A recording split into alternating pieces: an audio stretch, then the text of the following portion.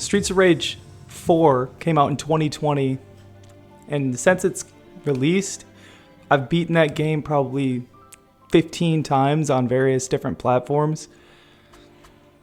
There's something about the beat 'em up genre that I've always enjoyed, but specifically Streets of Rage 4 feels a little more strategic and a little more thought out and combo oriented. So it really resonates with me, and I prefer it over other beat 'em up games like Turtles, like Shredder's Revenge. That game is super fast paced and like mania, but Streets of Rage 4 feels like it's intentional, strategic, and a little bit slower paced. And I really love Streets of Rage 4. So it's a side-scrolling beat 'em up released in 2020. The focus of this game is beat 'em up. It's just combat. There's a little bit of a story that keeps you intrigued, but they dialed in the combat. So everything you do revolves around your movement on the screen, dodging enemies, throwing enemies, punching enemies, comboing enemies, specials. And this game looks and sounds beautiful. So it complements, like when you do the punches, there is force to your punches. When you do the combos, there is force to those combos with the sound effects and the visuals, the cues that you're linking together stuff and making impact on the enemies. So this game, the combat is the center of it. It's the most important part of it, and they nailed it. Each character flows differently. Like some of them have like a dash move, and some of them they just walk slow. Some of them have like distance specials where you can kind of run and then you can start your special from further away to kind of crowd control, but some of them have closer up ones. So each character that is playable, and there are a lot of them to unlock. There are characters from the original games in there also, like the pixelized versions. And having all of those characters at your disposal allows you to kind of pick your favorite one, or just bop between them all. But like I pick Axel. He's just like the traditional basic dude, and he vibes with my play style.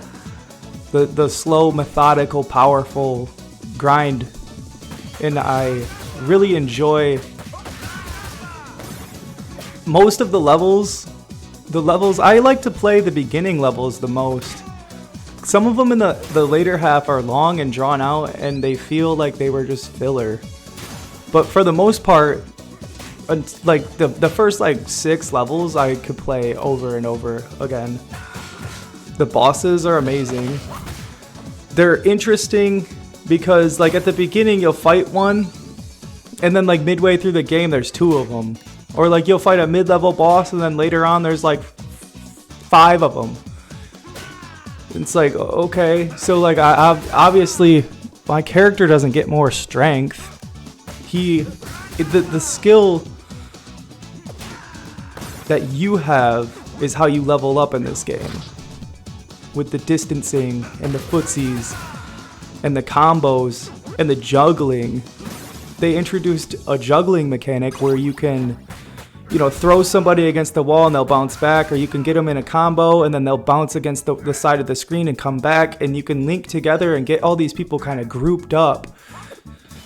And when you're going for like an S rank, because they rank you at the end of every level, you can kind of manipulate that to create a scenario where all of the enemies got kind of grouped together and you're just comboing them in a cycle with your special and with your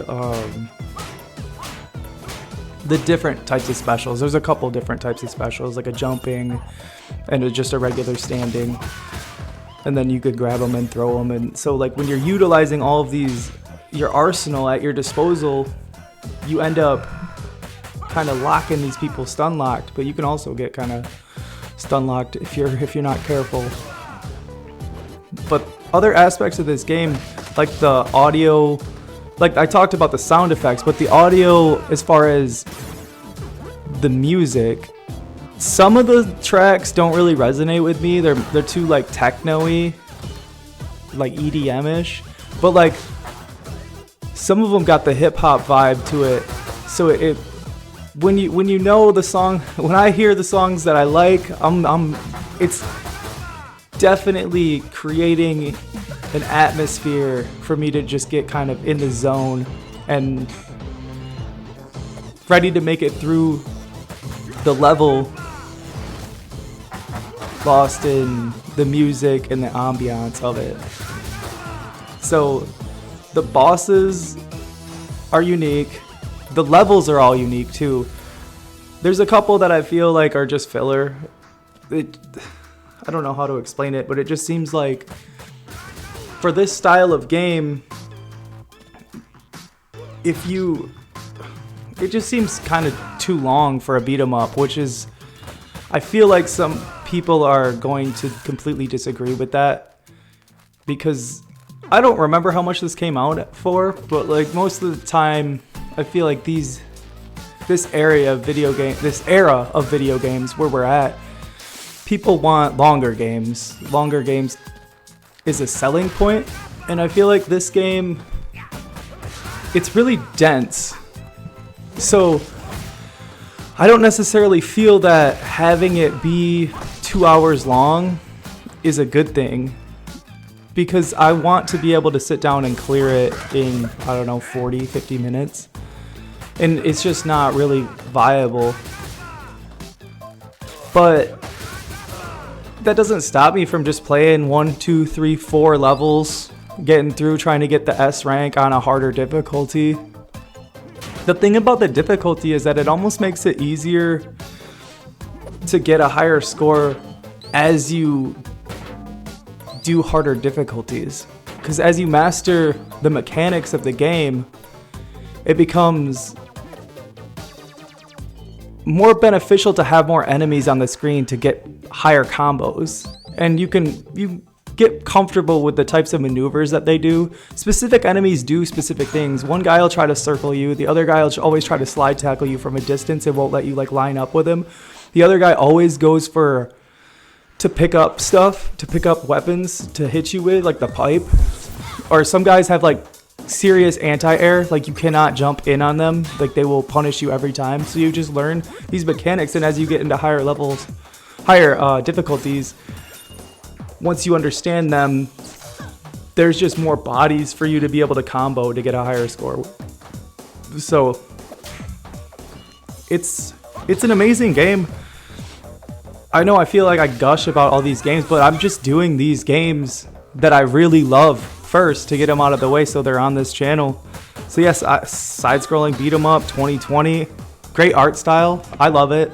Some of the characters you unlock are from the older games and they're pixel styled. I think you can change the graphics also to make it pixelated if you want to. I always keep it just the modern kind.